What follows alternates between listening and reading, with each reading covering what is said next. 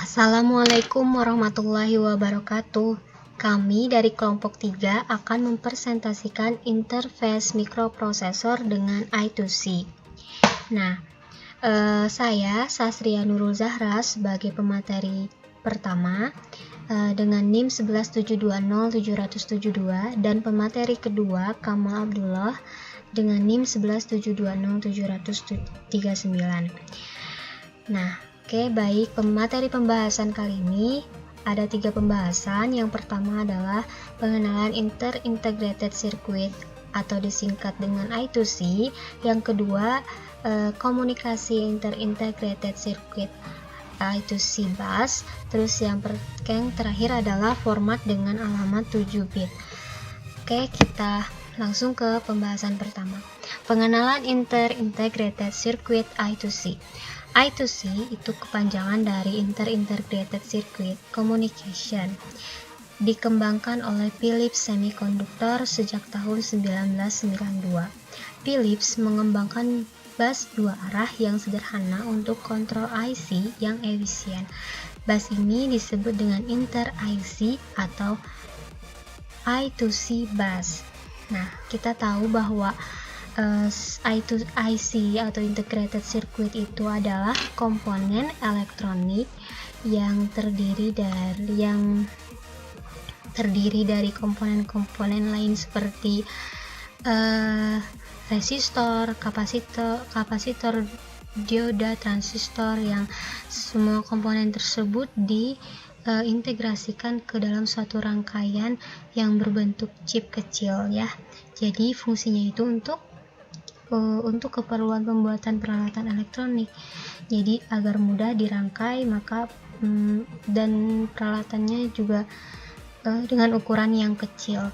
Maka isinya dengan ukuran yang kecil. Nah, kemudian pada perkembangannya itu desain elektronik dituntut untuk lebih ringkas dan fleksibel. Makanya ukuran IC itu semakin kecil dan jumlah pinnya itu diminimalkan dengan tetap menjaga fleksibilitas dan kompatibilitas IC. Nah, untuk apa? Untuk keperluan desain yang berbeda.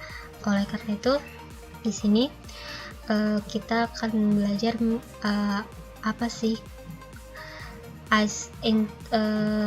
pengembangan dari Inter-Integrated Circuit I2C ini.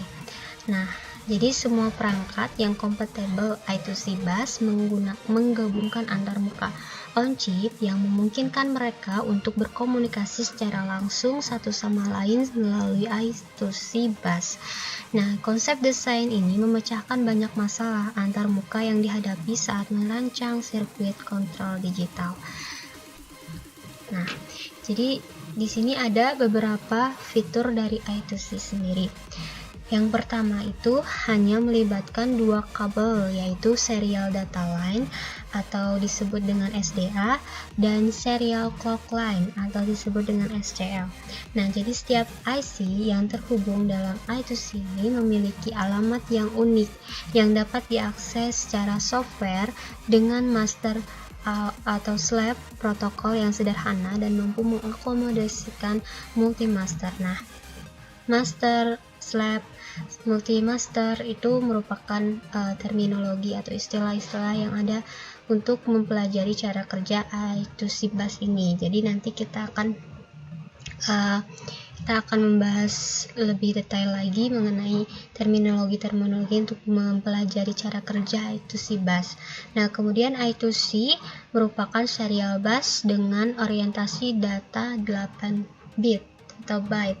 Nah, komunikasi 2 arah dengan kecepatan transfer datanya itu sampai 100 kilobit per second pada mode standar dan 3,4 megabit per second pada mode kecepatan tinggi.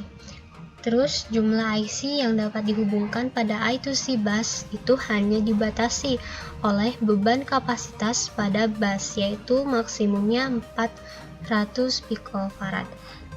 Di sini ada keuntungan dari I2C itu sendiri. Yang pertama, meminimalkan jalur hubungan antar integrated circuit IC. Terus jika kita bandingkan dengan parallel bus, maka dia bisa meminimalkan jalur hubungan antar IC dan kemudian menghemat luasan PCB yang dibutuhkan, membuat sistem yang didesain berorientasi software, jadi mudah di-expand, diperluas, dan di-upgrade. Kemudian membuat sistem yang didesain menjadi standar, sehingga dapat dihubungkan dengan sistem lain yang juga digunakan dengan I2C bus. Di sini kemudian pembahasan kedua yaitu mengenai komunikasi inter-integrated circuit I2C bus. Ini adalah pembahasan intinya, jadi ada 5 bagian. Yang pertama ada spesifikasi dan konfigurasi inter-integrated circuit I2C bus. Terus yang kedua bit transfer pada inter-integrated circuit I2C bus, dan yang ketiga data transfer format, sinyal acknowledge atau sinyal pemberitahuan. Kemudian yang terakhir adalah address pocket format. Jadi spesifikasi dan konfigurasi inter-integrated circuit I2C bus. Jadi sebelum kita memahami cara kerja dari I2C bus, ada beberapa terminologi atau istilah yang harus kita pahami. Jadi karakter dan kondisi yang penting dalam I2C yang harus kita pahami. Ada yang pertama ada transmitter. Transmitter ini adalah perangkat yang mengirim data ke bus. Terus ada penerima atau receiver. Receiver ini adalah perangkat atau device yang menerima data dari bus. Kemudian ada master. Master ini perangkat atau device yang memulai transfer, menghasilkan sinyal dan mengakhiri transfer. Artinya dia itu adalah device yang memiliki inisiatif memulai dan mengakhiri transfer data yang membangkitkan sinyal clock. Terus ada slave. Slave ini adalah perangkat atau device yang ditangani oleh master. Jadi device ini slave ini adalah device yang dialamati, kemudian diakses berdasarkan alamatnya oleh master. Kemudian ada multi-master. Multi-master ini lebih dari satu master yang dapat mencoba mengendalikan bus pada saat yang sama tanpa merusak pesan, atau sistem yang memungkinkan lebih dari satu master melakukan inisiatif transfer data dalam waktu yang bersamaan tanpa terjadinya korupsi data atau merusak data. Kemudian ada arbitrase atau arbitration. Arbitration ini prosedur untuk memastikan bahwa jika lebih dari satu master secara bersamaan mencoba mengendalikan bus, hanya satu yang diizinkan untuk melakukan dan pesannya tidak rusak. Jadi di sini hanya akan ada satu master yang diperbolehkan dengan tanpa merusak data yang sedang ditransfer ketika ada beberapa master yang ingin mencoba mengendalikan bus.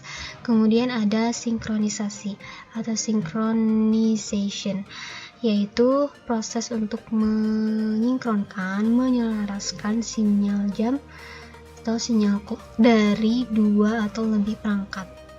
Dan selanjutnya adalah komunikasi integrated circuit I2C bus. Di sini I2C bus itu sendiri adalah bus multi-master, artinya lebih dari satu perangkat yang mampu mengendalikan bus dapat dihubungkan dengannya. Nah, di sini ada contoh gambar konfigurasi I2C bus menggunakan dua microcontroller.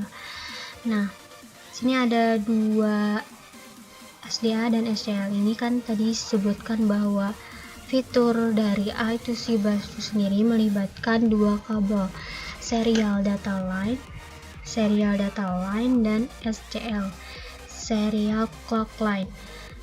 Nah, misalkan di sini ada microcontroller A yang ingin mengirim informasi ke microcontroller B.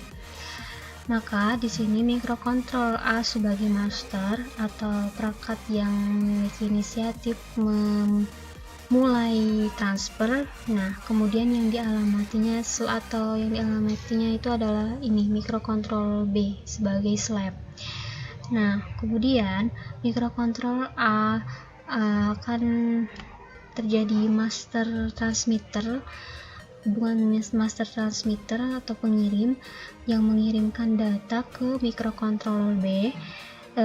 Di sini terjadi penerima atau receiver slave, dan kemudian microcontroller A yang mengakhiri transfer. Nah, jika microcontroller A ingin menerima informasi dari microcontroller B, maka microcontroller A yang sebagai master ini mengalamatkan microcontroller B sebagai slave ini, dan kemudian microcontroller A terjadi transmitter penerima master dan menerima data dari microcontroller B slave, dan kemudian di sini microcontroller A yang menghentikan pemindahan bit transfer pada Inter-Integrated Circuit I2C bus. Sini ada karakteristik transfer data byte, di mana data bit itu dikirim dan ataupun diterima melalui SDA, serial data line, dan sinyal clock itu dikirim atau diterima di SCL, sinyal clock line ya. Dimana dalam setiap transfer data bit itu satu sinyal clock dihasilkan, transfer data dianggap valid jika data bit pada SDA tetap stabil. Jadi di sini kan ini berarti dalam keadaan datanya dalam keadaan stabil. Nah, kemudian di sini ada kondisi low. Nah, disinilah ada perubahan data. Jadi data bit hanya boleh berubah jika sinyal clock dalam keadaan kondisi low gitu. Karena untuk kondisi low. Jadi di sini kan stabil, kemudian turun berarti low, dan di sini ada perubahan data. Dan kemudian naik lagi high, berarti di sini ada sinyalnya stabil lagi. Datanya stabil lagi. Gitu. Oke, di sini ada kondisi start dan stop pada Inter-Integrated Circuit I2C bus, di mana di sini ada SDA, terjadi transisi dari kondisi high ke low, di mana SCL ini dalam keadaan high, maka akan terjadi kondisi start. Dan kemudian jika SDA ini terjadi transisi dari low ke high, di mana kondisi SCL-nya itu adalah high, maka akan terjadi kondisi stop. Nah, kondisi start dan stop ini selalu dibangkitkan oleh master, dan bus dikatakan sibuk ya ketika dia setelah start, dan dikatakan bebas setelah kondisi stop.